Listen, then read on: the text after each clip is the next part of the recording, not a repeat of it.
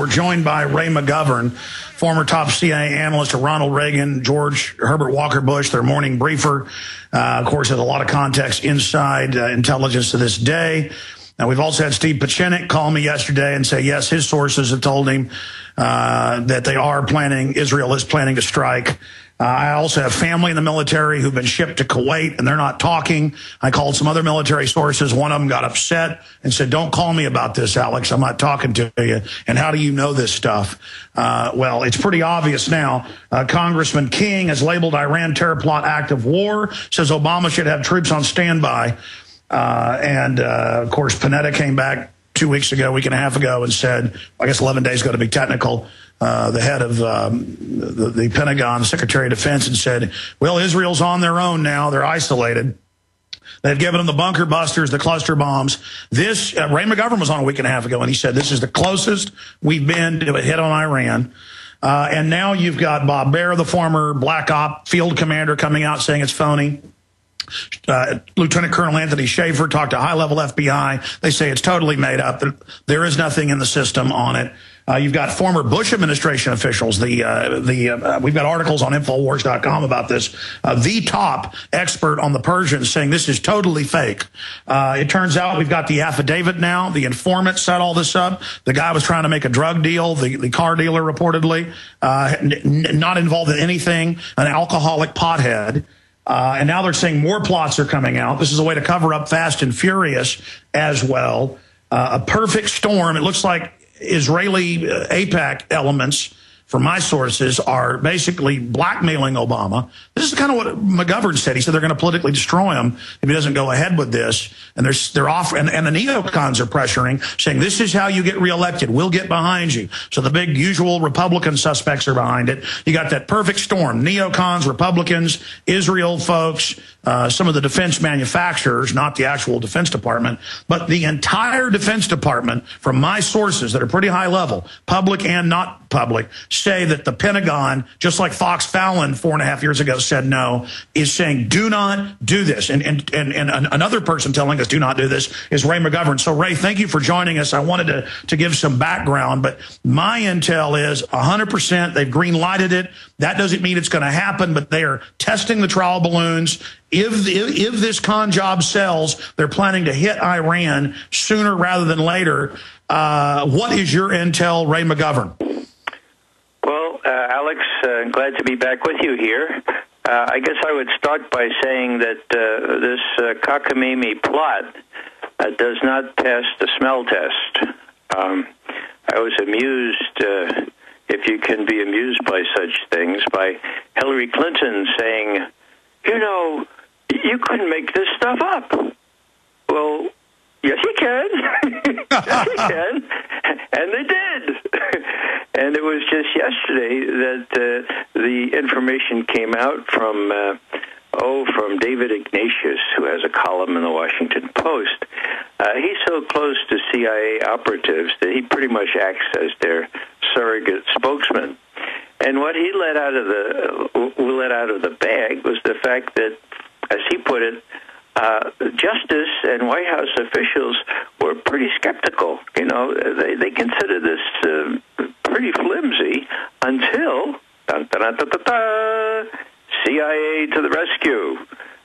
General Petraeus was able to gather information from inside Iran, mind you, that was so confirmatory that it lent credence to this, and the implausible all of a sudden became plausible. Well, give me a break. If you look closely at this, used car salesman, Mexican drug cartel plot to assassinate the Saudi ambassador to Washington, it not only doesn't pass the smell test, it doesn't pass the comic book test. It would never sell in Hollywood because it's just too far-fetched. Now, why, sir? Because in my experience, which is limited compared to yours, I've never seen, though, so many known Pentagon spokespeople like Pachinik, Schaefer, this top Bush administration expert who's come out. I mean, Robert Baer. There's so many of them. I've never seen such a chorus. Even the New York Times said this doesn't pass the smell test. Why is such a large segment of the establishment and the Pentagon saying this is total fraud. Well, you took the words out of my mouth in citing the New York Times.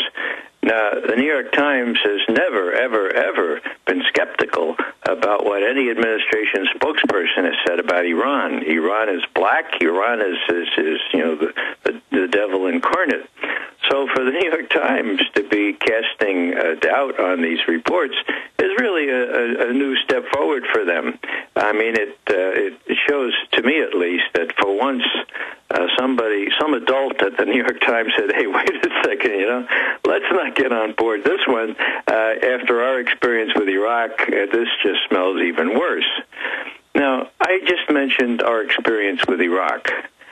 Now, that was when we veteran intelligence professionals decided to form our little group for sanity, because we could see that not only the operatives on the other side of the house, but the analysts themselves were being prostituted, were being corrupted, were being forced to tell a story that was not true.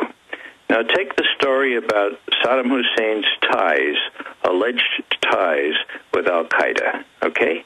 Nobody believed that. They were at loggerheads between the two of them, but evidence was procured. Now, it didn't suffice to have Doug Feith and Donald Rumsfeld and Wolfowitz's guys in the Pentagon to come up with this faux intelligence. No. They needed something better. And what most people don't realize is that the first big reason for the torture, okay, for the torture of all those folks down in Gitmo and at Abu Ghraib was to get somebody to, quote, admit, end quote, that Al-Qaeda was being trained, being run by Saddam Hussein. And that's why al-Libi, the Libyan terrorist who was apprehended and knew nothing more than how to, arrange flights into the training camps of Al-Qaeda, why he was sent to Egypt, and the Egyptians got him to, quote, confess, end quote, that there were indeed ties between Hussein and Al-Qaeda, and that the Iraqis were training the Al-Qaeda people in the use of chemical and other weapons of mass destruction. And of course, sir, it turned out that all wasn't true. And KSM also confessed to bombing buildings that weren't built until after he'd been in custody for many years of waterboarding. But what does it signify, though? Is this good news that so many even establishment insiders have come out saying this is a lie? Because in the past, they would go along, as you said, with any lie. Does this show that maybe certain elements tried to greenlight it, and now they're saying, don't worry, we've got more Iranian plots, and now we've got Congressman King saying active war, get the troops ready? Because the info I've got,